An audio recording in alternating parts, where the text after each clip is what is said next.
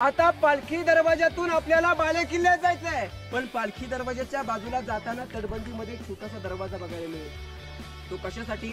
पालखी दरवाजातून आतमध्ये जातो तो राजमार्ग आहे। आतमध्ये राजांच्या राण्या राहायच्या, मंत्रालय होते, राजवाडा होता। काही छोटमोठी वस्तू लागली तर राजमार्गाने घेऊन जायला परमिशन नव्हती, म्हणून त्या तटबंदीतून जो दरवाजा आहे त्या दरवाजातून ती वस्तू किल्ल्यामध्ये पास केली जायची। आणि पालखी दरवाजाच्या समोर जो काही रिकामा उठा पाहायला मिळेल त्या रिकाम्या पालख्या ठेवण्यासाठी जागा होती। आता जर सांगायचं म्हटलं तर आता या ज्या सगळ्या पाहतोय या सह्याद्रीच्या पर्वतरांगा आहेत। आता आज वातावरण क्लिअर आहे असं रोजच्या बघण्यावरून वाटतंय, परंतु वातावरण जर का क्लिअर असेल तर आजही तर रायगडावरून 8 किल्ले बघायला मिळतात। प्रतापगड, राजगड, तोरणा, लिंगाणा, सोनगड, मानगड, मकरंदगड, चांभारगड।